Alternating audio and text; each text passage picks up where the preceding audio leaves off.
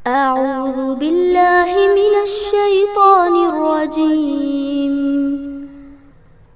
بسم الله الرحمن الرحيم. اقرأ باسم ربك الذي خلق. خلق الإنسان من علق. اقرأ وربك الأكرم. الذي علم بالقلم. علم الإنسان ما لم يعلم.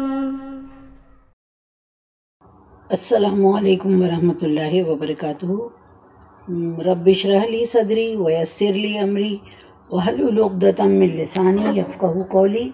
رب یسر ولا تعسر وتمم بالخیر وانفعنا بما علمتنا وعلمنا ما ينفعنا وزدنا علما. اعوذ باللہ من الشیطان الرجیم. بسم اللہ الرحمن الرحیم. بہنوں، آج ہم سورہ نساء کا 7واں رکوع پڑھیں گے انشاءاللہ. اعوذ باللہ من الشیطان الرجیم. بسم اللہ الرحمن الرحیم. آیت نمبر 43. یا ایھا الذین آمنوا، اے لوگو جو ایمان لائے ہو. یعنی کس سے مخاطب ہیں اللہ تعالیٰ؟ ایمان والوں سے مخاطب ہیں. لا تقربوا الصلاۃ، اور تم نماز کے قریب نہ جاؤ. تقربوا یعنی قریب نہ جاؤ، صلاۃ یعنی نماز. تم نماز کے قریب نہ جاؤ. وانتم سکارا، جبکہ تم کیا ہو؟ نشے کی حالت میں ہو. نشے کے لیے یہاں پر کون سا لفظ استعمال ہوا ہے؟ سکارا. جبکہ تم نشے کی حالت میں ہو.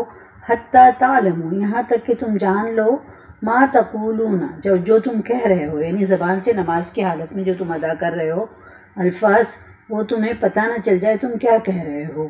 ولا جنوباً، اور نہ جنبی. غسل کی یعنی جنبی مطلب یا کون شخص کہ جس کو غسل کی حاجت ہو. الا عابری سبیلین، الا عابری سبیلین یعنی سوائے حالت سفر میں. مگر یہ کہ حالت جنابت میں ہو، مگر اگر وہ سفر میں ہو. حتیٰ تغتسلوا، یہاں تک کہ تم کیا کر لو؟ غسل کر لو. یعنی تم پاک نہیں ہو سکتے ہو مگر تم کو غسل کرنا ضروری ہے. وَإِن كُنتُم مَرْضَىٰ، اور اگر تم مریض ہو. او علی سفرین، یا حالت سفر میں ہو. او جاء احد منکم من الغائط، یا آیا ہو تم میں سے کوئی واش روم سے، رفع حاجت سے، واش روم سے جا کر آیا ہو. اور آگے کیا بتایا؟ او لامستم النساء، یا تم نے چھویا ہو عورتوں کو، ہاتھ لگایا ہو عورتوں کو. فلم تجدوا ماء، پھر اگر تم نہ پاؤ پانی. فتیمموا، تو تم تیمم کر لو. صعیدا طیبا، پاک مٹی سے. فامسحوا، اور پھر مسح کرو. بوجوہکم، اپنے چہرے کا. وایدیکم، اور اپنے ہاتھوں کا. ان اللہ کان عفوا غفورا، بے شک اللہ جو ہے وہ معاف کرنے والا ہے، اور معاف کرنے والا اور بخشنے والا ہے. یہ آیت میں اللہ تعالیٰ فرما رہے ہیں کہ اے ایمان والو، نشے کی حالت میں نماز کے قریب تک نہ جاؤ، یہاں آج تک کہ تمہیں یہ معلوم ہو سکے کہ تم نماز میں کیا کہہ رہے ہو. اور نہ ہی جنبی نہائے بغیر نماز کے قریب جائے. جنبی کے معنی کہ شوہر بیوی اگر جو ہے ان لوگوں کی ملاقات ہوئی ہے تو وہ حالت جنابت میں ہیں. تو یہ کہا گیا ہے کہ اگر کوئی شخص مرد یا عورت وہ حالت جنابت میں ہے یا وہ جنبی ہے تو وہ نہائے بغیر نماز کے قریب نہ جائے. الا یہ کہ وہ سفر میں ہو، یعنی کہیں سفر کر رہا ہو. اور اگر بیمار ہو یا حالت سفر میں ہو، یا تم میں سے کوئی واش روم جا کر آیا ہے، رفع حاجت کر کے آئے، یا تم نے اپنی بیویوں کو چھوا ہو، پھر تمہیں پانی نہ ملے، تو تم اپنے چہروں اور ہاتھوں کا مسح کر لو اور نماز ادا کرو.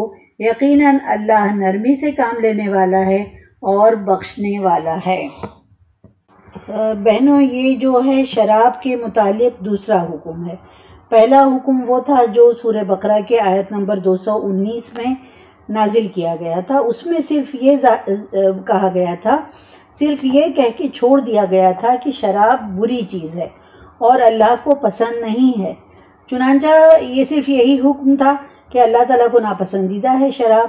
تو مسلمانوں کی جو نیک صفت لوگ تھے جو بہت نیک تھے. تو ایک گروہ نیک لوگوں کا تھا, اس نے فوراً شراب سے پرہیز کر لیا تھا, شراب نہ پینے کا عہد کر لیا تھا, کیونکہ اللہ نے قرآن میں کہا ہے کہ اللہ کو ناپسندیدہ ہے وہ چیز. اور پھر بعض اوقات یہ ہوتا تھا کہ جب جو صحابی تھے وہ نشے کی حالت میں ہی نماز پڑھنے کھڑے ہو جاتے تھے اور کچھ کا کچھ پڑھ جاتے تھے. تو جو 4 ہجری کی ابتدا میں یہ دوسرا ہی حکم آیا اور نشے میں نماز پڑھنے کی ممانعت کر دی. یعنی جب تم نشے میں ہو تو تم نماز پڑھنے مت کھڑے ہو. اس کا اثر یہ ہوا کہ لوگوں نے اپنے شراب پینے کے اوقات بدل دیے, یعنی انہوں نے نماز کے وقت میں شراب پینا چھوڑ دیا, اور جس میں یہ اندیشہ ہوتا کہ کہیں نشے کی حالت میں ہی نماز کا وقت نہ آ جائے. اور اس کے کچھ مدت کے بعد, یعنی یہ دوسرا حکم نازل ہوا, اس کے کچھ تھوڑے ٹائم کے بعد سورہ مائدہ آیت نمبر 91 میں یہ بات میں وہ تیسرا حکم جو ہے سورہ مائدہ میں, فائنل حرمت, اب شراب جو ہے وہ قطعی حرام ہے, وہ حکم آ گیا. تو بہنوں یہاں پر ایک بات یہ نوٹ کر لینی چاہیے کہ آیت میں لفظ کیا آیا ہے, سکر کا لفظ آیا ہے, یعنی سکر یعنی نشہ. تو یہاں پر خمر, پہلے ہم نے پڑھا تھا خمر ہے نا, تو یہاں پر سکر کا لفظ آیا ہے نشے کے لیے. تو یہ حکم جو تھا صرف شراب کے لیے, خمر جو تھا وہ شراب کے لیے استعمال ہوتا تھا, مگر جب یہاں پر سکر لفظ آیا ہے تو اس سے یہ بات ہم نکالا, جو ترجمہ کرنے والوں نے اس سے یہ مطلب نکالا کہ یہ سکر لفظ جو ہے, یہ حکم جو ہے, یہ صرف شراب کے لیے خاص نہ تھا بلکہ ہر نشہ آور چیز کے لیے عام تھا.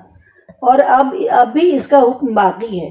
اگر ہر نشہ آور چیز جو ہے وہ استعمال بجائے خود حرام ہے, لیکن نشے کی حالت میں نماز پڑھنا ڈبل گناہ ہے.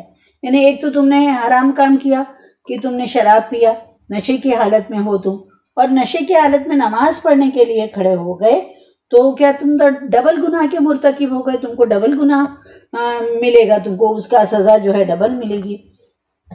پھر یہ جو آیت یہاں پر ہے, تم جان لو کہ تم کیا کہہ رہے ہو, ہے نا.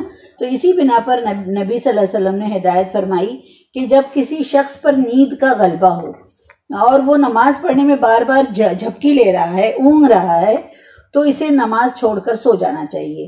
تو اس کا مطلب کیا ہے کہ جھپکی لے رہے ہو بار بار, تم کو اتنی نیند, تمہارے اوپر نیند کا غلبہ ہے کیونکہ قرآن میں آیا ہے کہ حتی تفقہو, یعنی تمہیں پتہ چل جائے کہ تم کیا کہہ رہے ہو, ما تقولون. تو نماز ایسے ہی نہیں پڑھنا ہے کہ غفلت میں, مگر ہماری آج کل کی نماز ہم اگر غور کریں تو وہ کیا ہوتی ہے کہ ہمیں ہر امپورٹنٹ کام جو ہے نا وہ نماز میں یاد آ جاتا ہے, اور اس کے بعد جو ہے ہم زبان سے تو بولتے رہتے ہیں, وہ رٹے رٹائے آیات جو ہماری زبان پہ رہتے ہیں وہ ہم ادا کرتے رہتے ہیں, مگر ذہن ہمارا کہیں اور بھٹکتا رہتا ہے. تو یہی کہا گیا ہے کہ یہاں تک کہ تم کو پتہ نہ چلے کہ تم کیا کہہ رہے ہو. تو یہ ساری چیزیں شراب نشے میں اگر کوئی ہے تو وہ نہیں کر سکتا ہے, اس کو پتہ نہیں ہوتا ہے وہ کیا کہہ رہا ہے, یا اگر وہ اس سے بہت نیند کا غلبہ ہے اس کے اوپر, وہ جھپکی لے رہا ہے, تو بھی اسے پتہ نہیں چلتا کہ وہ کیا کر رہا ہے. تو یہ اس لیے یہاں پر ان چیزوں, مطلب نماز میں انسان کو اتنا ہوش رہنا چاہیے کہ وہ یہ جانے, اس کو یہ سمجھے کہ وہ کیا چیز اپنی زبان سے ادا کر رہا ہے. ایسا نہیں ہونا چاہیے کہ وہ کھڑا ہو نماز پڑھنے کے لیے اور وہ کوئی غزل شروع کر دے. تو یہ یہاں پر یہی کہا گیا ہے کہ جب تم پر شراب نشے کی حالت میں ہو یا تمہارے پر بہت زیادہ نیند آ رہی ہے, مطلب یہ کہ تم کو پتہ ہونا چاہیے کہ تم نماز کی حالت میں کیا ادا کر رہے ہو, اپنی زبان سے کیا بول رہے ہو, کون سی آیت پڑھ رہے ہو, وہ ساری چیزیں تم کو پتہ ہونی چاہیے. اب یہ آیت جو نازل ہوئی تھی, یہ اس کا شان نزول کیا ہے, اس کے بارے میں حضرت علی رضی اللہ تعالیٰ عنہ کے, حضرت علی بن ابو طالب آپ صلی اللہ علیہ وسلم کے چچا زاد بھائی, ان سے روایت ہے کہ عبد الرحمن بن عوف نے ہمارے لیے کھانا بنایا, ہمیں دعوت دی اور ہمیں خوب شراب پلائی. شراب نے ہمیں مدہوش کر دیا, اتنے میں نماز کا وقت آ گیا. انہوں نے مجھے امام بنا دیا, یعنی کس کو, حضرت علی کو امام بنا دیا. انہوں نے قل هو اللہ احد کچھ آیت، قل یا ایھا الکافرون، انہوں نے قل یا ایھا الکافرون آیت نماز میں پڑھائی، مگر وہ کچھ الٹا ہی اس میں پڑھ رہے تھے. جو آیت ہے پراپرلی وہ آیت نہیں پڑھ رہے تھے بلکہ الٹا سلٹا کچھ پڑھ رہے تھے. تو اللہ تعالیٰ نے یہ آیت نازل فرمائی. اب بہنوں یہاں پر یہ آیا کہ شراب جب تم نشے کی حالت میں ہو تو تم نماز نہ پڑھو، اور یہ کہ جب تمہارے اوپر نیند کی غشی طاری ہو تو بھی تم نماز نہ پڑھو. تو کیوں یہ کہا گیا کہ انسان کو یہ معلوم رہنا چاہیے، یعنی اسے پتہ ہونا چاہیے کہ وہ جو ہے نشے کی حالت میں ہے، وہ کیا ادا کر رہا ہے. تو ضروری پھر اس کے بعد نیند میں ایسا جھپکی لے رہا ہے تو پتہ نہیں اس کا وضو ہے یا نہیں ہے، وضو اس کا ٹوٹ چکا ہے. تو اسی نسبت سے غالباً آگے کی جو آیت نازل ہوئی ہے، اس کے آگے والی آیت، اس میں طہارت کے احکام بیان ہو رہے ہیں. تو آگے کی آیت میں کیا کہا جا رہا ہے؟ اور نہ ہی جنبی، یعنی جو حالت جنابت میں ہے، جس کو نہانے کی ضرورت ہے، جو ناپاکی کی حالت میں ہے، جنبی نہائے بغیر نماز کے قریب نہ جائے. یعنی اگر اسے نہانے کی حاجت ہے تو نہائے بغیر وہ نماز کے قریب نہ جائے، الا یہ کہ وہ راستے میں ہے، وہ کہیں سفر کر رہا ہے. اور یا ایک شرط یہ بھی ہے کہ یا اگر وہ بیمار ہے اور حالت سفر میں ہے، اور تم میں سے کوئی جو ہے اگر واش روم جا کر آیا ہے اور پھر اس کے بعد یا اپنی بیویوں کو چھوا ہے، پھر تمہیں پانی نہ ملے تو تم کیا کرو؟ اب جو ریزن بتایا گیا ہے کہ تمہیں پانی نہ ملے تو تم اپنے چہروں اور ہاتھوں کا مسح کر لو اور نماز ادا کر لو. یقیناً اللہ جو ہے وہ نرمی سے کام لینے والا ہے اور بخشنے والا ہے. تو بہنوں یہ جو آیت ہے اس سے ہمیں کیا پتہ چلتا ہے کہ نماز کے لیے پاکی فرض ہے، طہارت نماز کے لیے فرض ہے. لہٰذا عام حالت میں وضو کرنے سے پاکی حاصل ہو جاتی ہے. اگر ہم کو حاجت مطلب جنبی حالت جنابت نہیں ہے تو ہم وضو، اگر ہم واش روم سے آئے ہیں تو کیا کریں؟ ہم جو ہے ہم وضو کر لیں. تو اگر ہمارا مان لیجیے وضو ٹوٹ گیا ہے کسی بھی اور بھی وجہ سے، مگر ہم پاکی کی حالت میں ہیں، تو ہم جو ہے وضو ٹوٹ گیا ہے اگر، تو ہم وضو کر کے طہارت حاصل کر سکتے ہیں، پاکی حاصل کر سکتے ہیں. تو یہاں پر یہ بتایا گیا ہے کہ اگر نارمل حالت ہے تو وضو کرنے سے پاکی حاصل ہو جاتی ہے، لیکن جنبی آدمی کے لیے نماز سے پہلے غسل فرض ہے. اگر ناپاکی کی حالت ہے، ایسی ناپاکی کی حالت جو میاں بیوی میں ملاقات ہوئی ہو اور اس ناپاکی کو وضو سے یہ ناپاکی دور نہیں ہو سکتی ہے، اس میں ہم کو کیا کرنا ہے؟ ہم کو غسل کرنا ہے. تو اس آیت میں یہ بتایا جا رہا ہے کہ اگر کسی کو وضو کے لیے یا جنبی کو غسل کرنے کے لیے پانی نہ ملے، پانی وہاں پر اویلیبل نہ ہو، یا کوئی ایسا بیمار ہے جسے پانی کے استعمال سے نقصان پہنچتا ہو، تو ان صورتوں میں وہ تیمم کر سکتا ہے. اور اس کے غسل کے طریقے کے بارے میں کچھ حدیثیں ہیں، میں آپ کو بتاتی ہوں کہ ایک حضرت عائشہ رضی اللہ تعالیٰ عنہ فرماتی ہیں کہ ایک دفعہ میں غزوہ بنی مستلق میں اپنی بہن اسما کا ہار ادھار لے کر گئی تھی اور وہ کہیں ہار گر گیا. تو آپ صلی اللہ علیہ وسلم نے کئی آدمیوں کو ہار ڈھونڈنے کے لیے بھیجا.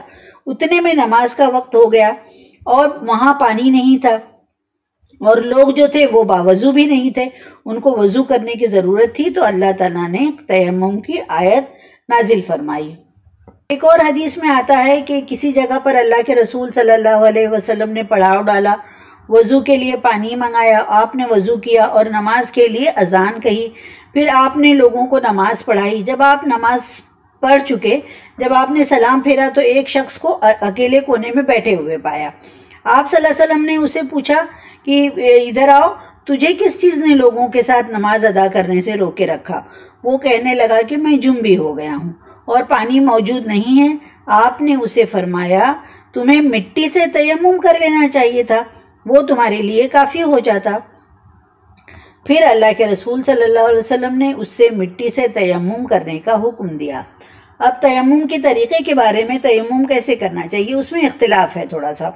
تیمم کا طریقہ حضرت عمار بن یاسر فرماتے ہیں کہ آپ نے مجھے کسی مہم پر بھیجا، اس دوران میں جنبی ہو گیا، مجھے پانی نہ ملا تو میں نے مٹی میں اس طرح لوٹ لگائی جس طرح چوپایا لوٹ لگاتا ہے، یعنی جانور جیسے مٹی میں کیسے لوٹتے ہیں اس طرح وہ پانی مٹی میں لوٹے۔ کون؟ حضرت عمار بن یاسر۔ پھر اس کے بعد وہ زمین میں لوٹے جانور کی طرح سے۔ پھر وہ اللہ کے رسول صلی اللہ علیہ وسلم کے پاس گئے اور ان سے اللہ کے رسول سے انہوں نے ذکر کیا، تو آپ نے فرمایا تمہیں اس طرح کرنا کافی تھا۔ پھر آپ صلی اللہ علیہ وسلم نے اپنی دونوں ہتھیلیوں کو ایک بار مٹی پر مارا، پھر انہیں اپنے منہ کے قریب کیا اور ان پر پھونک ماری۔ پھونک کیوں ماری؟ کہ جو زائد مٹی ہے وہ ہاتھ میں سے اڑ جائے۔ پھر آپ نے بائیں ہتھیلی سے دائنی ہاتھ کی پشت پر اور دائنی ہتھیلی سے بائیں ہاتھ کی پشت پر مسح کیا، پھر دونوں ہتھیلیوں سے اپنے چہرے کا مسح کیا۔ تو بہنوں، اس آیت سے معلوم ہوا کہ تیمم کے لیے 4 صورتیں جو ہیں اس میں تیمم کرنے کی اجازت ہے۔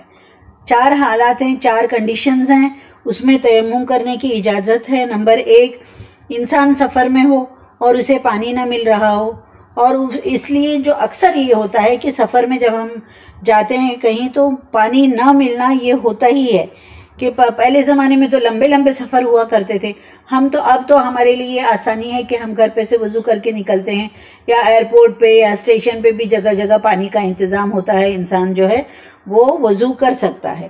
مگر پرانے زمانے میں یہ اتنی آسانی نہیں تھی، تو اگر پانی نہیں مل رہا ہے تو ہم کو کس کی اجازت ہے؟ تیمم کرنے کی اجازت ہے۔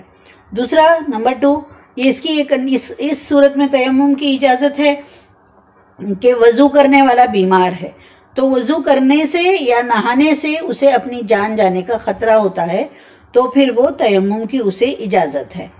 نمبر 3 جو یہاں پر بتایا گیا ہے کہ اگر کوئی واش روم جا کر آیا ہے، ٹوائلٹ جا کر آیا ہے، تو اسے پھر اس کے بعد کیا ہوتا ہے؟ وضو کرنا اس کے لیے واجب ہے نا، ضروری ہوتی، وضو کرنے سے ہی پاکی حاصل ہوتی ہے۔ تو اگر وضو کرنے کے لیے اسے پانی میسر نہ ہو تو وہ اس حالت میں بھی تیمم کر سکتا ہے۔ پھر اس کے بعد جو ہے کبھی یہ کنڈیشن ہوتی ہے کہ میاں بیوی کی ملاقات ہوئی ہو اور جنبی ہو گیا ہو کوئی بھی، تو اس کے بعد غسل کرنا واجب ہوتا ہے۔ اس حالت میں ہم وضو کر کے پاکی نہیں حاصل کرتے ہیں، بلکہ ہم کو کیا ہوتا ہے؟ وہ غسل کرنا جو ہے وہ ضروری ہوتا ہے۔ تو اس سے کیا، تب اس میں کہا گیا ہے کہ اگر غسل کرنے کے لیے بھی پانی نہ ہو، یعنی ہمارے لیے پاکی حاصل کرنے کے لیے غسل کرنا بہت ضروری ہے، تو ان حالت میں بھی اگر پانی میسر نہیں ہے، پانی اویلیبل نہیں ہے، تو تیمم جو ہے وہ ہم تیمم کر کے پاکی حاصل کرنے کی ہمارے لیے اجازت ہے۔ بہنوں، ایک اور حدیث دیکھ لیتے ہیں ہم لوگ۔ تو دین میں لا اکراہ فی الدین، دین میں کوئی زور زبردستی نہیں ہے، تنگی نہیں ہے۔ اس سلسلے میں ایک واقعہ ہے یہاں پر لکھا ہوا ہے کہ جسے ابو داؤد نے تیمم کے باب میں لکھا ہے، روایت کیا ہے کہ وہ کہتے ہیں کہ ہم ایک سفر پر نکلے، راستے میں ہمارے ایک ساتھی کو سر پر ایک پتھر لگا جس سے اس کا سر زخمی ہو گیا، اور اس کے بعد جو ہے اسے غسل کی حاجت بھی تھی۔ تو وہ اپنے ساتھیوں سے پوچھنے لگا کہ کیا تمہارے خیال میں تیمم کی رخصت، یعنی تیمم کی جو اجازت ہے اس سے میں فائدہ اٹھا سکتا ہوں؟ اور جبکہ وہاں پر پانی اویلیبل تھا، پانی موجود تھا، مگر اس کے سر میں چوٹ لگی ہوئی تھی۔ چنانچہ لوگوں نے کہا کہ نہیں، تم تیمم کیسے کر سکتے ہو جبکہ یہاں پر پانی موجود ہے؟ ان لوگوں نے کہا کہ نہیں، تم کو غسل کرنا جو ہے وہ ضروری ہے۔ چنانچہ اس نے غسل کیا جس سے اس کی موت واقع ہو گئی۔ پھر جب وہ سب لوگ رسول اللہ صلی اللہ علیہ وسلم کے پاس آئے اور آپ صلی اللہ علیہ وسلم سے اس واقعے کا ذکر کیا، تو آپ نے فرمایا کہ اللہ انہیں غارت کرے، ان لوگوں نے اسے مار ڈالا۔ جب انہیں یہ مسئلہ معلوم نہ تھا تو انہوں نے کیوں نہیں کسی سے پوچھ لیا؟ تو جہالت جو ہے وہ ہم اسی طرح دور کر سکتے ہیں نا، کہ ہم کسی سے پوچھ لیں اس کے بارے میں۔ تو یہ اتنا اللہ کے رسول نے کہا کہ اس کے لیے اتنا ہی کافی تھا کہ وہ اپنے زخم پر پٹی باندھ لیتا اور اس پر مسح کر لیتا، باقی جسم جو ہے وہ اس کو دھو لیتا۔ تو اس سے جو ہے اجازت ہے، تو ان حالات میں بھی اگر غسل کرنے والی ناپاکی بھی ہے تو بھی وہ تیمم کرنے سے دور ہو سکتی ہے۔ بہنوں، یہ جو تیمم کا میننگ کیا ہوتا ہے؟ तयम्मुम हम लफ्ज़ अक्सर पढ़ते रहते हैं, तो इस तयम्मुम का मतलब ये होता है कि इरादा करना, कस्त करना, इरादा करना, तयम्मुम का मीनिंग है। मतलब ये है कि जब पानी ना मिले या पानी हो और इसका इस्तेमाल मुमकिन ना हो तो पाक मिट्टी का कस्त करो। इसके बारे में एक हदीस है, अल्लाह के रसूल सल्लल्लाहु अलैहि वसल्लम से पहले के जो नबी थे उनकी कौमों पर ये चीज़ उनके लिए इसकी इजाज़त नहीं थी। अल्लाह के रसूल सल्लल्लाहु अलैहि वसल्लम के बारे में आता है कि उनको कुछ ख़ास चीज़ें अल्लाह ताला ने उनको इनाम के तौर पे दी थी। जैसे ये जो है सूरह अनफाल में आता है कि जब जंगें होती थी और लोग जो है वो करते थे लूट, माल जो है लूट, जहाँ उन लोगों को जीत मिल जाती थी तो वो लोग वहाँ के मुल्क का, उस कबीले का माल जो है वो लूट लेते थे, जो भी इनके फौजी वगैरह होते थे। तो अल्लाह के रसूल सल्लल्लाहु अलैहि वसल्लम के लिए उससे पहले कि जितने भी नबी थे उनकी कौमों का ये तरीका था कि वो सारा लूटा हुआ माल वो लोग एक जगह जमा कर देते थे और आसमान से एक आग आती थी और उसको जला देती थी। अल्लाह के रसूल सल्लल्लाहु अलैहि वसल्लम के लिए ये इजाज़त दी गई कि वो जो लूटा हुआ माल है वो लोग उसको इस्तेमाल करते हैं। माले गनीमत ये कहा जाता है, माले गनीमत अल्लाह के रसूल सल्लल्लाहु अलैहि वसल्लम के लिए हलाल कर दिया गया था। फिर अल्लाह के रसूल सल्लल्लाहु अलैहि वसल्लम के लिए तमाम पानी, हर बहता हुआ पानी जो है वो अल्लाह के रसूल सल्लल्लाहु अलैहि वसल्लम के लिए जायज़ हो गया था, पाक हो गया था, वो उसको इस्तेमाल कर सकते थे। बहता हुआ पानी, जमा हुआ पानी नहीं, बहता हुआ पानी अल्लाह के रसूल सल्लल्लाहु अलैहि वसल्लम के लिए वो उससे पाकी हासिल कर सकते थे, चाहे वो कहीं भी हो। तीसरी बात ये अल्लाह के रसूल सल्लल्लाहु अलैहि वसल्लम के लिए जो जायज़ की गई थी वो ये थी कि तमाम ज़मीन जो है वो अल्लाह के रसूल सल्लल्लाहु अलैहि वसल्लम के लिए पाक कर दी गई। तमाम मिट्टी, ज़मीन की मिट्टी अल्लाह के रसूल सल्लल्लाहु अलैहि वसल्लम के लिए पाक कर दी गई थी। तो पाक मिट्टी से तयम्मुम कर लो, ये कहा गया था। फिर ये है कि तयम्मुम करने से तुम पाकी हासिल कर सकते हो। ज़रूरी नहीं कि ज़मीन ही मिले तुमको, ज़मीन पे ही तुम हाथ मारो, ज़मीन पे ही। तो अगर घर में हैं, हम कहीं घर में बैठे हुए हैं, हम नहा नहीं सकते हैं या हम वज़ू नहीं कर सकते हैं, पानी का इस्तेमाल हमारे लिए ममनू है, तो हम क्या कर सकते हैं, दीवार पे जहाँ कहीं भी थोड़ी सी मिट्टी लगी हुई हो उस पर हम हाथ मारें। अब अगर घर में फ्लैट में है तो मिट्टी तो अवेलेबल नहीं होगी वहाँ पे, तो मगर कहीं अगर गर्द वगैरह जमा है हम उस पर हाथ मारें और हम अपना तयम्मुम कर लें और पाकी हासिल करें। और नमाज नहीं छोड़ना है, नमाज छोड़ने की इजाज़त तो किसी भी हालत में नहीं है। जब तक आप अपने होश हवास में हैं आपको नमाज अदा करनी है। तयम्मुम के तरीक़े के बारे में इसमें फ़ुक़हा में इख्तिलाफ़ है। एक गिरोह के नज़दीक ये है कि एक दफ़ा मिट्टी पर हाथ मारकर और मुंह पर फेर लिया जाए, फिर दूसरी दफ़ा डबल से हाथ मारो और उसके बाद उसको कोहनियों तक उसको वो वाला हाथ जो है कोहनियों तक फेरा जाए। और एक कुछ फ़ुक़हा के नज़दीक ये है कि एक ही बार हाथ मारो, एक ही बार हाथ मार कर वही हाथ जो है वो चेहरे पे भी फेर सकते हो और कोहनियों तक हाथ पे भी फेरा जा सकता है। यानी सिर्फ ये जो हमारे हाथ हथेली तक बस, और कोहनियों तक भी मसा करने की ज़रूरत नहीं है। मगर बाज़ फ़ुक़हा के नज़दीक एक बार हाथ मारो और चेहरे का भी मसा करो और कोहनियों तक भी मसा करो। इसमें थोड़ा सा इख्तिलाफ है। बाज़ के नज़दीक सिर्फ यहीं तक हाथ जो है हथेलियों तक ही मसा करें, बाज़ के नज़दीक जो है कोहनियों तक ही है मसा करें। बाज़ के नज़दीक जो है एक बार हाथ मार के चेहरे पर फेरो, दूसरी बार हाथ मार के हाथों पर मसा करो। दोनों तरीके, सब तरीके सही हैं। किसी फ़िक़्ह में ये लिखा है, किसी फ़िक़्ह में ये लिखा है, दोनों तरीका सही है। आप जिस तरह भी चाहें वो तयम्मुम कर सकते हैं। अब हम देखते हैं आयत नंबर 44। अलम तरा इलल लज़ीना, क्या तुमने नहीं देखा उन्हें, अल्लज़ीना उनको, उनकी तरफ, ऊतू नसीबम मिनल किताबे जिन्हें दिया गया एक हिस्सा किताब में से, यश्तरून ज़लालता वो क्या करते हैं, हासिल करते हैं उससे गुमराही, वयुरीदूना और वो चाहते हैं कि अन तज़िल्लुस सबील कि तुम भटक जाओ रास्ते से। तो ये इस आयत का मीनिंग है, क्या आपने उन लोगों की हालत पर कभी गौर नहीं किया जिन्हें किताब का कुछ इल्म दिया गया और जिससे वो गुमराही ही खरीदते थे और चाहते थे कि तुम भी राह हक से भटक जाओ। तो यहाँ से उलमाए यहूद के बारे में, यहूदी उलमा के बारे में ये लिखा गया है कि किताब इलाही का हिस्सा उन्होंने गुम कर दिया था, और जो हिस्सा उनके पास कौन सी किताब नाजिल हुई थी, तौरात, तो उन्होंने उसका कुछ हिस्सा जो है वो गुम कर दिया था, और जो कुछ था उनके पास बचा हुआ भी जो था وہ اس میں انہوں نے تحریف کر دی تھی، کچھ چیزیں کچھ ہٹا دی تھیں، کچھ چیزیں کچھ باہر سے الگ سے ایڈ کر دی تھیں، اور انہوں نے کچھ کا کچھ بنا دیا تھا۔ جو اوریجنل کتاب اللہ تعالیٰ کی طرف سے نازل ہوئی تھی اس میں جو ہے وہ ویسی نہیں تھی، کچھ حصے اس کے گم ہو گئے تھے، کچھ انہوں نے الگ سے ایڈ کر دیا تھا اپنی مرضی سے، کچھ جو ہے اس میں سے انہوں نے نکال دیا تھا۔ تو ان کی تمام جو سب ان کی جو دلچسپیاں اور قابلیتیں جو ہوتی تھی نا، وہ صرف لفظی بحث، بات کرو اس میں، وہ کرو، بحث کرو، مباحثہ کرو، یہ سب چیزوں پر ان کی ساری دلچسپی تھی، اپنی قابلیت ظاہر کرو۔ یعنی یہ تو اللہ کی کتاب ہے، مگر حجت کر کے، باتیں کر کے لوگوں پر اپنی برتری دکھاؤ کہ دیکھو میں کتنا قابل ہوں۔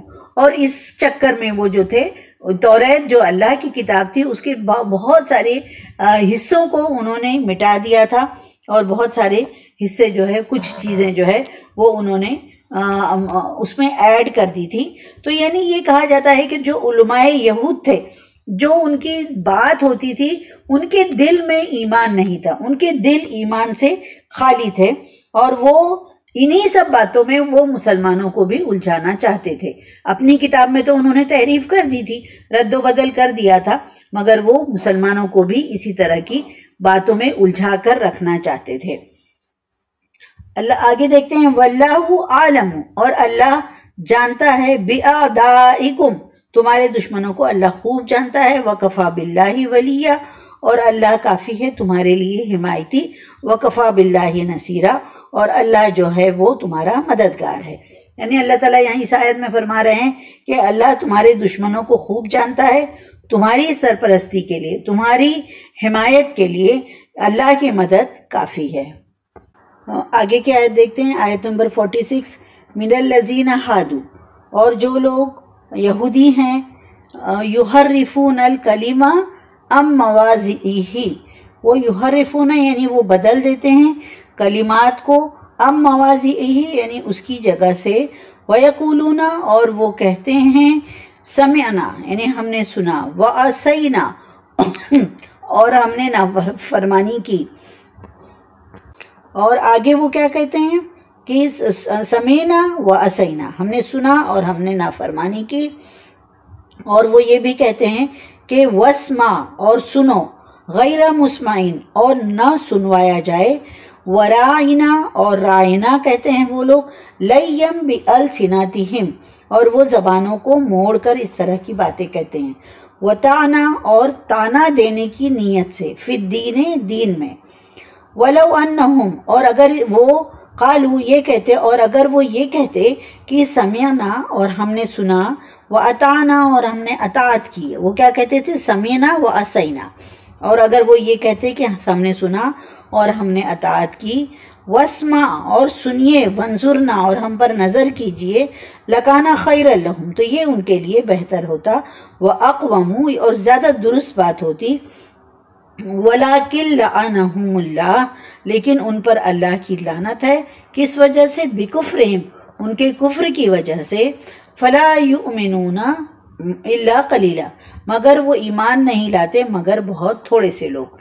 اب یہ اس میں بتایا جا رہا ہے اس آیت میں کہ یہودیوں میں سے کچھ لوگ ایسے تھے جو کتاب کے الفاظ کو ان کے موقع یعنی ان کے میننگ سے جو ہے وہ اس کو تبدیل کر دیتے تھے، اسے پھیر دیتے تھے، اور اپنی زبانوں کو توڑ موڑ کر دین میں تانا زنی کرتے تھے، اور وہ یوں کہتے تھے کہ سمیعنا و عصینا، اور کیا کہتے تھے، اسمع غیر مسمعین، اور کیا کہتے تھے، رائنا۔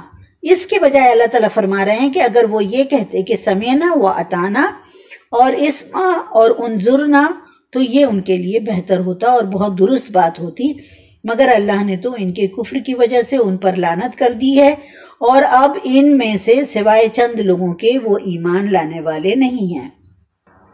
جو یہاں پر توریت کے بارے میں لکھا گیا ہے بہنوں، توریت کی زبان کون سی تھی؟ توریت کس زبان میں نازل ہوئی تھی؟ عبرانی، ہیبرو لینگویج میں جو تھی وہ توریت نازل ہوئی تھی۔ یہودیوں کی لینگویج جیسے عربیوں کی زبان جو ہے عربی ہے، مہاراشٹر والوں کی مراٹھی ہے، اسی طرح یہودیوں کی جو زبان تھی وہ عبرانی تھی، ہیبرو لینگویج۔ وہاں ہیبرو جو پڑھائی جو بات چیت ہوتی ہے وہ ہیبرو لینگویج میں ہوتی ہے۔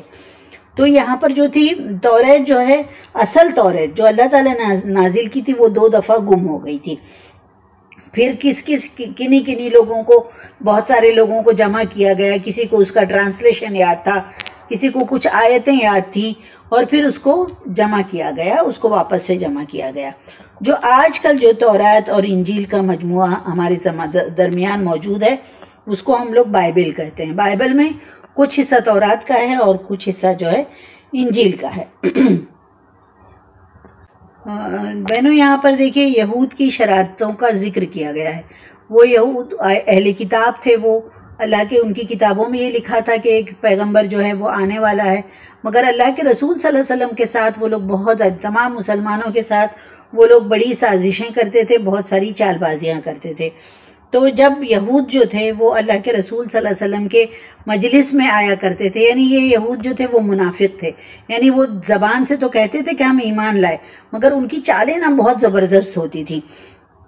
تو یہاں پر ان کی 3 طرح کی حرکتوں کا ذکر اس آیت میں اللہ تعالیٰ نے کیا ہے. ایک یہ کہ جب وہ کوئی اللہ کا حکم سنتے تو فوراً بلند آواز سے یہ کہتے کہ سمعنا سمعنا، ایسے کہتے ہم نے سن لیا، ایسے کہتے تھے وہ لوگ. مگر آہستہ سے اپنے دل میں یہ کہتے تھے وَأَسَيْنَا، یہ کہتے تھے، وہ دھیرے سے کہتے تھے. سمعنا زور سے کہتے تھے، وَأَسَيْنَا جو ہے وہ دھیرے سے کہتے تھے. تو وہ یہ کیا کہتے ہیں، ہم نے نافرمانی کی یعنی ہم نہیں مانیں گے، ایسے کہہ دیتے تھے دھیرے سے. اور اگر کہتے ہیں کہ اگر وَأَطَعْنَا یعنی ہم نے سنا اور ہم نے اطاعت کی، یہ صحیح ورڈ ہے، سمینا وَأَطَعْنَا. ہم کو بھی کیا کہا ہے، جب بھی ہم اللہ کا کوئی حکم سنیں، ہماری یہ ذمہ داری کہ ہم یہ کہیں کہ سمینا وَأَطَعْنَا، ہم نے سنا اور ہم نے اس کی اطاعت کی. صرف زبان سے ہی سن کے نہیں رہ جانا ہے، بلکہ کیا کرنا ہے، وہ حکم جو دیا گیا ہے اس آیت میں اس کی اطاعت کرنا ہے، ہم کو اس کو فالو کرنا ہے. تو آج ہم الحمدللہ ہم یہ جب بھی کوئی آیت سنتے ہیں تو ہم یہ کہتے ہیں کہ سمینا وَأَطَعْنَا، ہم نے سنا اور ہم نے اطاعت کی. مگر وہ لوگ کیا کرتے تھے، کہتے تھے سمینا وَأَسَيْنَا، ہم نے سنا مگر ہم اس کے اوپر نافرمانی کریں گے. اس طرح کی باتیں وہ لوگ کہتے تھے. اور اسما غیر مسمعین، اسما یعنی وہ کہتے تھے جب ان کی سمجھ میں کوئی بات نہ آتی اور ان کو پوچھنا ہوتا اللہ کے رسول صلی اللہ علیہ وسلم سے، تو وہ اللہ کے رسول صلی اللہ علیہ وسلم کو مخاطب کر کے یہ کہتے اسما. اور ساتھ ہی میں دل میں، اپنے دل میں وہ لوگ یہ بات کہتے غیر مسمعین، یہ اس کے ساتھ وہ لوگ ایڈ کر دیتے تھے، یعنی اللہ کے رسول کو بلاتے تھے اور دل میں بولتے تھے غیر مسمعین، یعنی تم سن ہی نہ پاؤ. یہ کہتے تھے یا نعوذ باللہ یہ کہ تم بہرے ہو جاؤ. اس طرح سے وہ لوگ باتیں، ڈبل میننگ باتیں وہ لوگ کہتے تھے. زبان پہ کچھ اور ہوتا تھا، دل میں کچھ اور ہوتا تھا ان کے. اور اسما غیر مسمعین، اس طرح کی بات وہ لوگ کہتے تھے، یعنی سنیے ہماری بات سنیے، دل میں بولتے تھے کہ اللہ کرے آپ بہرے ہو جاؤ، نعوذ باللہ. اور ایک اور بات تھی، کبھی یہ کہتے تھے اسما کے بجائے کیا کہتے رائنا، یعنی ہماری زبان، یعنی وہ کہتے تھے کہ ہماری بات سنیے، ہماری طرف متوجہ ہوئیے، اس طرح کہتے تھے. مگر وہ رائنا کو بھی ٹویسٹ کر کے، زبانوں کو موڑ کے وہ ایسے کہتے تھے رائنا، رائنا یا رائنا، اس پہ زور دے کے، عین پہ زور دے کے وہ لوگ یہ بات کہتے تھے کہ رائنا، اس طرح کے. مطلب رائنا کا مطلب کیا ہوتا ہے عربی میں، اے ہمارے چرواہے. اس طرح سے کہہ کے انہیں ذلت کرنے کے لیے، ان کو ذلیل کرنے کے لیے اس طرح کا حربہ طریقہ جو ہے وہ لوگ استعمال کرتے تھے کہ زبانوں کو موڑ کر وہ لوگ یہ کہتے تھے کہ رائنا یعنی اے ہمارے چرواہے. پھر اس کے بعد جو ہے پھر آپس میں وہ لوگ یہ بات کرتے تھے کہ جو ہم لوگ اس طرح سے زبان کو ٹویسٹ کر کے، زبان کو موڑ کے، یا کچھ کا زور سے کچھ اور بولتے ہیں، دھیرے سے کچھ اور بولتے ہیں، تو اگر یہ اللہ کے رسول صلی اللہ علیہ وسلم واقعی نبی ہوتے تو ان کو تو ان سب باتوں کا پتہ چل جانا چاہیے تھا کہ ہم لوگ کیا کر رہے ہیں، ہم زبان میں کیا بول رہے ہیں، ہم سب لوگ جو بول رہے ہیں، تو یہ جو ہے اللہ کے رسول کو پتہ چل جانا چاہیے تھا. وہ لوگ اس طرح کی باتیں آپس میں کرتے تھے. تو اس لیے اللہ تعالیٰ نے مسلمانوں کو ان کی ایسی شرارت جو وہ لوگ کرتے تھے، اس سے اللہ تعالیٰ نے قرآن میں یہ آیت اتار کے مسلمانوں کو اس سے بتا دیا، ان کو بتا دیا کہ وہ لوگ یہودی لوگ جو ہیں وہ لوگ اس طرح کی شرارتیں کر رہے ہیں. اور اللہ تعالیٰ نے یہ بھی بتا دیا کہ یہ لوگ جو اپنی ضلالت میں اور اتنے پکے ہو چکے ہیں، اتنے ہٹ دھرم بن چکے ہیں کہ اب ان کے ایمان لانے کی کوئی بھی ریزن سمجھ میں نہیں آ رہا ہے، یا اب وہ ایمان نہیں لائیں گے، اور ان سے کچھ توقع رکھنا جو ہے وہ بیکار ہے، مگر یہ کہ اگر اللہ چاہے تو یہ سب چیزیں جو ہے اللہ تعالیٰ نے قرآن میں واضح کر دی ہیں کہ یہ لوگ کیا کیا بولتے ہیں تمہارے بارے میں. سمینا و عصینا، ہم نے سنا اور ہم نے نافرمانی کی. مطلب یہ کتنا وہ تھا، ڈبل سٹینڈرڈ تھا ان کا. اور یہ بھی کہتے تھے کہ ہم اسما سنیے غیر مسمعین، آپ کو سنوایا، آپ نہ ہی سننے پائیں، آپ کو سنوایا ہی نہ جائے. یا رائنا کے بجائے رائینا کہتے تھے، یعنی ذلیل کر کے اللہ کے رسول صلی اللہ علیہ وسلم کو چرواہا، اے ہمارے چرواہے، اس طرح کی باتیں کرتے تھے. اور پھر بعد میں خوب مذاق میں اڑاتے تھے کہ اگر یہ واقعی اللہ کا نبی ہوتا تو اس کو پتہ چل جاتا کہ ہم کیا کیا بول رہے ہیں، پتہ چل جاتا تھا. مگر اللہ نے قرآن میں مسلمانوں کو، اللہ کے رسول صلی اللہ علیہ وسلم کو یہ باتیں بتا دی. آگے دیکھیں آیت نمبر 47، یا ایھا الذین اوتوا الکتاب، اے لوگوں جنہیں کتاب دی گئی ہے نا، جنہیں کتاب دی گئی. یا ایھا الذین اوتوا الکتاب آمنو، ایمان لاؤ، بما نزلنا مصدقا لما معکم، یعنی اس پر ایمان لاؤ جو ہم نے نازل کیا ہے. مصدقا لما معکم، اس کی تصدیق کرنے والی جو تمہارے پاس موجود ہے، من قبلی، اس سے پہلے. ان نطمس وجوہن، اس سے پہلے کہ ہم پھیر دیں تمہارا چہرہ، فنردھا علی ادبارہا، تو ہم پلٹ دیں تمہارا چہرہ تمہاری پیٹھ کی طرف، علی ادبارہا، او نلعنہم، یا ہم تم پر لعنت کر دیں، کما لعنا اصحاب السبت، جیسے ہم نے اصحاب سبت پر لعنت کی تھی. وکانا امر اللہ مفعولا، اور یقیناً اللہ کا حکم جو ہے وہ ہو کر رہتا ہے. یہاں پر اس آیت میں یہ بتایا گیا ہے، اہل کتاب یہودیوں سے مخاطب ہیں اللہ تعالیٰ، کہ جو کچھ ہم نے نازل کیا ہے قرآن میں اس پر ایمان لے آؤ. یہ کتاب اس کی بھی تصدیق کرتی ہے جو تمہارے پاس ہے. تمہاری کتابوں میں جو باتیں لکھی گئی تھیں وہ کتابیں ملتی جلتی اس میں بھی لکھی گئی ہیں، اور اس میں تصدیق کی گئی. ایک اور کتاب جو ہے، ایک اور نبی آنے والا ہے، اس کی تصدیق کی گئی ہے. اب اللہ تعالیٰ فرما رہے ہیں کہ اس سے پہلے ایمان لاؤ کہ ہم تمہارے چہرے بگاڑ کر تمہاری پیٹھ کی طرف پھیر دیں، یا تم پر بھی ایسی ہی لعنت ڈال دیں جیسے اہل سبت پر ڈالی تھی، اور اللہ کا حکم جو ہے وہ نافذ ہو کر رہتا ہے. تو اصحاب سبت کے بارے میں آپ نے سورہ بقرہ میں پڑھا ہے کہ وہ لوگ جب انہوں نے سبت کا دن یعنی سنیچر کا دن انہوں نے عبادت کے لیے مقرر کیا ہوا تھا کہ سنیچر کے دن وہ کوئی دنیاوی کام نہیں کریں گے، مگر جو ہے وہ جو فشنگ تھا، مچھلیاں پکڑنا ان کا مین پیشہ تھا. تو جب سیٹرڈے کا دن ہوتا تھا تو اللہ کے حکم سے، یعنی اللہ کو ان کا امتحان لینا ہوتا تھا، اس لیے مچھلیاں جو ہیں وہ بہت زیادہ کنارے پر اچھل کر ساری مچھلیاں جو ہیں وہ کنارے پر آ جاتی تھیں. مگر ان لوگوں نے اپنے لیے سبت کا دن مقرر کر رکھا تھا کہ سبت، حالانکہ دیکھیے یہ اللہ تعالیٰ نے ان کے اوپر نہیں مقرر کیا تھا، یہ انہوں نے خود اپنے لیے فکس کر لیا تھا کہ روز عبادت نہیں کریں گے، ایک سیٹرڈے کا دن ہوگا اس دن عبادت کریں گے.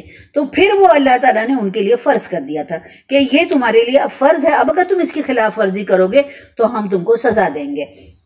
تو جب سبت کے دن بہت مچھلیاں آتی تھیں، پھر وہ جو کیا کرتے تھے، وہ لوگ اس کو ایسے گڑھا بنا کے اس کے اندر مچھلیاں جمع کر لیتے تھے، ہاتھ نہیں لگاتے تھے، اس کو پکڑ کے گھر نہیں لاتے تھے، مگر وہ گڑھا بنا کے اس کے اندر مچھلیاں جمع کر لیتے تھے. نیکسٹ ڈے جا کر پھر اس کو پکڑ لیتے تھے. پھر یہ ایک تو ابھی یہ شروعات ہوئی، پھر اس کے بعد جو ہے کچھ دن کے بعد وہ اور ڈھیٹ ہو گئے، پھر انہوں نے سبت کا قانون تھا اس کی خلاف ورزی کرنا شروع کر دی. پھر ڈائریکٹلی وہ جا کے مچھلیاں پکڑ کر لانے لگے.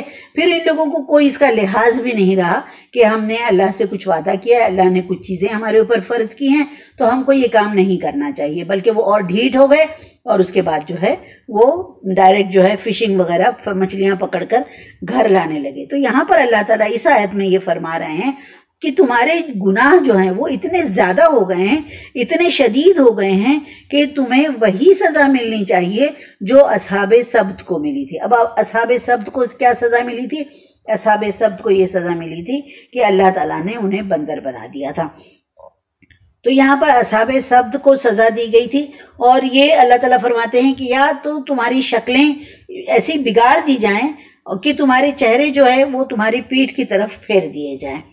اور یا تو تمہیں بندر بنا دیا جائے. لہٰذا ان کے لیے بہتر یہی ہے کہ کوئی بھی ایسی ذلت ان کے اوپر مسلط کی جائے اس سے پہلے ان کو ایمان لے آنا چاہیے. اس سے مطلب یہ اس سے پہلے وہ ایمان لے آئیں. اللہ تعالیٰ یہ ان کو وارننگ دے رہے ہیں ایک طرح سے کہ دیکھو اگر ہم سبت والے انہوں نے نافرمانی کی تو ہم نے ان کو سزا دی, تو اگر تم نافرمانی کرو گے یا تم اس پیغمبر کی مخالفت کرو گے یا تم جو قرآن اللہ تعالیٰ کی طرف سے نازل کیا گیا ہے اس کے احکام پر عمل نہیں کرو گے, تو ہم اگر اصحاب سبت کو ہم سزا دے سکتے ہیں تو ہم تم کو بھی سزا دینے پر قادر ہیں. یہ اللہ تعالیٰ کی ان کے لیے وارننگ تھی. اس کے آگے والی اس پیچھے جو پچھلی آیت میں ان لوگوں کو وارننگ دی گئی کہ اگر تم اس طرح سے اللہ کے رسول صلی اللہ علیہ وسلم سے ایسا معاملہ کرو گے تو ہم تمہارے اوپر سزا نازل کریں گے. آیت نمبر 48 میں ان اللہ بے شک اللہ لا یغفر, اللہ تعالیٰ جو ہے نہیں بخشتا, ان یشرک بہ کہ اس کے ساتھ کسی کو شریک کیا جائے, ویغفر ما دون ذالک اور معاف کر دیتا ہے, بخش دیتا ہے جو اس کے علاوہ جو گناہ ہیں اللہ تعالیٰ اس کو معاف کر سکتا ہے. لمن یشاء جس کے لیے چاہے, یعنی سب کو نہیں, جس کے لیے اللہ چاہے گا وہ اس کو معاف کر سکتا ہے. ومن یشرک باللہ اور جو شرک کرے گا اللہ کے ساتھ کسی اور کو شریک کرے گا, فقد افترا اسما عظیما تو یہ کہ بس اس نے باندھا بہت بڑا گناہ. اس آیت میں اللہ تعالیٰ فرما رہے ہیں کہ اگر اللہ کے ساتھ کسی کو شریک کیا جائے تو یہ گناہ وہ کبھی معاف نہ کرے گا, اور اس کے علاوہ جو کوئی گناہ ہیں وہ جسے چاہے وہ معاف بھی کر دیتا ہے. جس نے اللہ کے ساتھ کسی کو شریک بنایا اس نے بہت بہتان باندھا اور بہت بڑے گناہ کا کام کیا. تو یہاں پر یہ آیت میں یہ بتایا جا رہا ہے کہ یہاں یہ جو یہود اور نصارہ تھے وہ شرک کرتے تھے, یعنی یہود و نصارہ جو تھے دونوں ہی مشرک تھے. اگرچہ وہ یہ کہتے تھے کہ ہم اللہ کو ماننے والے ہیں, توحید کا وہ لوگ دعویٰ کرتے تھے, اور شرک ہی سب گناہوں سے بڑا گناہ ہے نا. شرک جو ہے وہ ناقابل معافی جرم ہے, اس کی معافی نہیں ہے. یہ اللہ تعالیٰ نے کھلم کھلا جو ہے لوگوں کو وارننگ دے دی ہے, وعید سنا دی ہے کہ اور جتنے بھی گناہ ہیں یہ جو شرک ہے وہ معاف ہونے والا جرم نہیں ہے. حضرت عبداللہ بن مسعود فرماتے ہیں کہ میں نے پوچھا یا رسول اللہ سب سے بڑا گناہ کون سا ہے؟ آپ صلی اللہ علیہ وسلم نے فرمایا کہ یہ تم اللہ کا شریک بناؤ حالانکہ اس نے تمہیں پیدا کیا ہے. یہ بخاری اور مسلم کی حدیث ہے. اس کے بعد ایک اور حدیث آتی ہے, حضرت ابو ہریرہ کہتے ہیں کہ آپ صلی اللہ علیہ وسلم نے فرمایا کہ میں اپنے حصے داروں کی نسبت اپنا حصہ لینے سے بے نیاز ہوں. جس شخص نے ایسا عمل کیا جس میں میرے ساتھ غیر کو شریک بنایا تو میں اس صاحب عمل اور اس عمل دونوں کو چھوڑ دیتا ہوں. یعنی اللہ کے رسول نے کہا کہ میرے ساتھ اگر کوئی ایسا معاملہ کرتا ہے تو میں ان سے بدلہ نہیں لیتا ہوں. اور پھر آپ صلی اللہ علیہ وسلم نے فرمایا کہ اللہ تعالیٰ فرماتا ہے کہ جو شخص مجھ سے زمین بھر گناہوں کے ساتھ ملے, یعنی بہت زیادہ گناہ اس کے ساتھ ہیں, اور جبکہ اس نے میرے ساتھ کسی چیز کو بھی شریک نہ کیا ہو, یعنی کچھ بھی اس نے شریک نہیں کیا ہے, تو میں اللہ تعالیٰ فرماتے ہیں کہ تو میں اتنی ہی بخشش کے ساتھ اسے ملوں گا. یعنی شرک جو ہے اس کے ساتھ شرک کی آمیزش نہیں ہے, بہت سارے گناہ اس نے کیے ہیں مگر شرک نہیں کیا ہے, تو اللہ تعالیٰ نے کہا کہ میں جو اللہ تعالیٰ چاہے تو اسے معاف کر دے گا, اور اگر شرک کیا ہے. پھر آپ صلی اللہ علیہ وسلم نے ایک اور حدیث فرمائی کہ آپ صلی اللہ علیہ وسلم نے فرمایا کہ اللہ تعالیٰ سب سے کم عذاب والے دوزخی سے فرمائے گا اگر زمین بھر کی اشیاء جو تیرے ہاتھ میں اختیار میں ہوں, اور کیا تو اس عذاب سے نجات کے بدلے میں دے دے گا. یعنی جو تم کو عذاب ہو رہا ہے تو اس کے بدلے میں وہ تم تمام زمین کی دولت تمہارے پاس ہے, تو تم اس عذاب سے آزاد ہونے کے لیے کیا تم دے دو گے؟ وہ کہے گا ہاں. اللہ تعالیٰ فرمائے گا میں نے تجھ سے اس سے بہت آسان بات کا سوال کیا تھا, یعنی میں نے تجھے کہا تھا صرف شرک مت کرنا, شرک کا گناہ کی معافی نہیں ہے, اور اگر تو میرے ساتھ کسی کو شریک نہیں کرتا تو پھر میں تجھے بخش دیتا. اللہ تعالیٰ اس سے یہ فرمائے گا. تو بہنوں ہم کو اس سے کیا پتہ چلتا ہے کہ شرک جو ہے اس کی معافی نہیں ہے. شرک کے علاوہ جتنے بھی گناہ ہیں اگر اللہ چاہے تو اس کو معاف کر سکتا ہے. شرک ناقابل معافی گناہ ہے. اس آیت میں یہ فرمایا گیا ہے کہ ایک یہ دو اعلان کیا گیا ہے. ایک یہ کہ اللہ تعالیٰ شرک کو کبھی معاف نہیں کرے گا, اور دوسرا اعلان یہ ہے کہ شرک کے علاوہ باقی جتنے بھی گناہ ہیں وہ سب قابل معافی ہیں، لہٰذا اے اہل کتاب اگر تم شرک سے باز آ جاؤ اور ضد اور ہٹ دھرمی چھوڑ کر اسلام قبول کر لو تو اللہ تمہارے سارے گناہ معاف کر دے گا۔ آیت نمبر 49، الم تری الی الذین، کیا تم نے نہیں دیکھا ان لوگوں کی طرف، یزکون انفسہم، جو پاک اور مقدس کہتے ہیں اپنے آپ کو، بل اللہ یزکی من یشاء، لیکن اللہ جو ہے بلکہ اللہ جو ہے وہ پاک بناتا ہے، مقدس بناتا ہے جسے چاہتا ہے، ولا یظلمون فتیلا، اور اللہ تعالیٰ جو ہے وہ دھاگے کے برابر بھی ظلم نہیں کرتا ہے۔ کیا کہا گیا ہے اس آیت میں کہ کیا آپ لوگوں نے ان لوگوں کی حالت پر بھی غور کیا جو اپنی پاکیزگی کے لیے شیخی بکارتے ہیں، بہت بڑی بڑی بات کرتے ہیں کہ ہم تو بہت پاکیزہ ہیں، ہم تو بہت پہنچے ہوئے ہیں، حالانکہ پاک تو اللہ تعالیٰ ہی کرتا ہے جسے چاہتا ہے، اور ان پر ذرا برابر بھی ظلم نہیں کیا جائے گا۔ یہاں پر یہ کہا گیا ہے کہ جو علماء یہود اور نصارہ کے جو عالم تھے ان کی بری کرتوتوں کو چھوڑنے اور ایمان لانے کی دعوت انہیں دی جا رہی ہے۔ وہ شیخی بگھارتے تھے اور یہ کہتے تھے کہ یعنی ہم تو اللہ کے بیٹے ہیں اور اس کے چہیتے ہیں، یعنی کہ ہم نے سورہ بقرہ میں بھی پڑھا ہے نا، وہ یہ کہتے تھے کہ ہم تو انبیاء کی اولاد ہیں، ہمارے اس میں تو اتنے سارے نبی آئے ہیں، تو وہ اس کے اوپر بڑا گھمنڈ کرتے تھے۔ وہ صرف انہی بڑائی مارنے میں لگے رہتے تھے، وہ اپنے عمل کو نہیں دیکھتے تھے، ان کے لیے یہ بات ہی کافی تھی کہ ہم جو ہیں انبیاء کی اولاد ہیں، ہم اللہ تعالیٰ کے بہت چہیتے ہیں، اللہ تعالیٰ نے ہماری خاندان میں ہماری نسبت میں اتنے سارے پیغمبر بھیجے ہیں، ہم اللہ کے چہیتے ہیں۔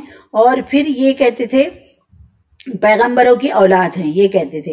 اور نصارہ کا کیا عقیدہ تھا، جو کرسچنز ہیں، آج بھی جو کرسچنز ہیں ان لوگ کا کیا وہ تھا، عقیدہ تھا کہ وہ کتنے بھی گناہ کریں اب ان کے گناہوں کے بارے میں ان سے پوچھا نہیں جائے گا، کیونکہ حضرت عیسیٰ علیہ السلام نے ان کے سارے گناہوں کا کفارہ ادا کر دیا ہے اپنے آپ کو سولی پر چڑھا کر۔ ان کے سارے گناہوں کا یعنی جتنے لوگ گزر چکے ہیں، جتنے لوگ آنے والے ہیں، سب کے گناہوں کا کفارہ عیسیٰ علیہ السلام نے اپنے اوپر لے لیا ہے، اور اب جو ہے ان کو کسی بھی گناہ کے بارے میں ان سے سوال نہیں پوچھا جائے گا۔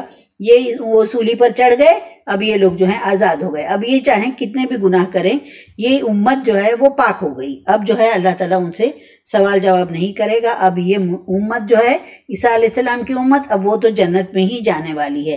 اللہ تعالیٰ فرماتے ہیں کہ اپنے منہ میاں مٹھو مت بنو، اس سے کچھ فائدہ نہیں حاصل ہونے والا ہے۔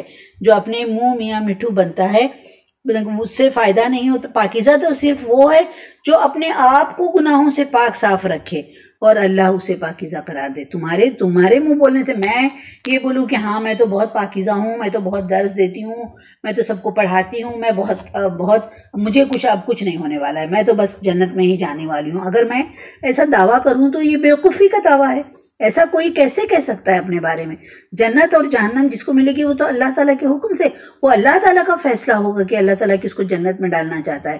ہم کیوں خوش فہمی میں مبتلا رہتے ہیں ہر وقت کہ ہم جو ہے تھوڑا سا کام کر لیتے ہیں بس بڑے خوش فہم ہو جاتے ہیں، ہم لوگ اپنے آپ کو جنتی ہی سمجھنے لگتے ہیں، سب بس یہ سمجھتے ہیں کہ میں جنتی ہوں، باقی سارے جتنے میرے علاوہ ہیں وہ سب جہنم میں جانے والے ہیں۔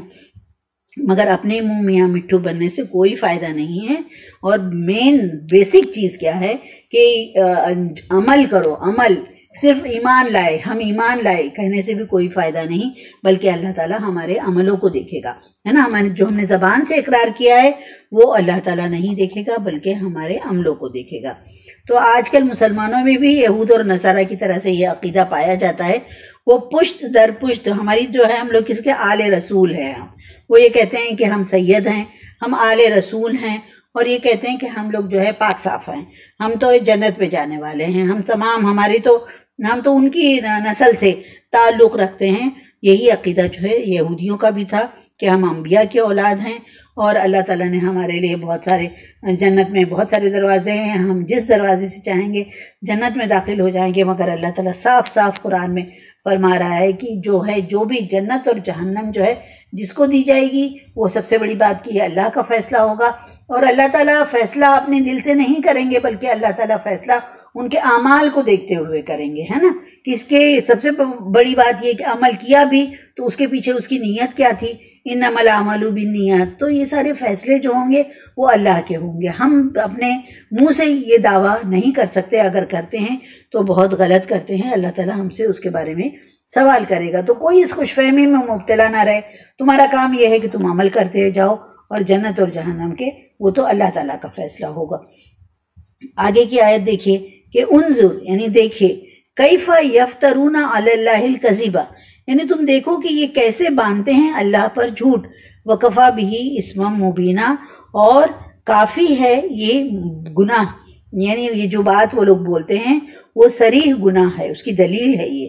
یعنی یہ لوگ اتنا جھوٹ بولتے ہیں اور جھوٹ بول کے اس کو اللہ کے ذمے جو ہے لگا دیتے ہیں، اور یہی ایک گناہ ان کے صریح گناہ گار ہونے پر دلیل ہے. یعنی وہ اس کا ثبوت ہے کہ یہ جو بھی بات منہ سے نکالتے ہیں اور اس کو اللہ تعالیٰ کی طرف منسوب کر دیتے ہیں، یعنی یہ جو خود جھوٹ بول کے وہ سارا جھوٹ جو ہے وہ اللہ تعالیٰ کی طرف گھڑ دیتے ہیں، اور ان کے دوسرے گناہوں کو تو چھوڑ دیتے ہیں.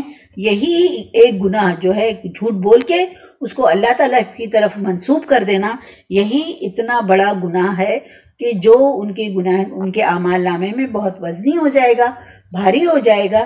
یہی ایک گناہ جو یہ کہتے ہیں کہ ہم اپنے آپ کو ان کی طرف جوڑ دیتے ہیں، جھوٹ بولتے ہیں اور اسے اللہ کی طرف منسوب کر دیتے ہیں. تو یہ جو گناہ جو ہے جسے یہ بہت معمولی بات سمجھ رہے ہیں، حالانکہ یہی جو ہے ان کو جہنم میں جانے کا ریزن بن جائے گا. یہ ان کا گناہ ان کے وزنی اعمال نامے میں بہت وزنی ہو جائے گا. تو یہی ان کے گنہگار ہونے کا ثبوت ہے. صدق اللہ العلی العظیم. ربنا تقبل منا انک انت السمیع العلیم وتب علینا انک انت التواب الرحیم. آئیے ہم دعا پڑھ لیتے ہیں، ختم قرآن کی دعا. اعوذ باللہ من الشیطان الرجیم، بسم اللہ الرحمن الرحیم.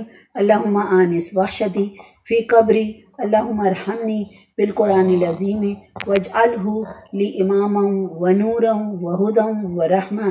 اللہم ذکرنی منہ ما نسیت وعلمنی منہ ما جہلت وارزقنی تلاوتہ آناء اللیل وآناء النہار واجعلہ لی حجتا یا رب العالمین.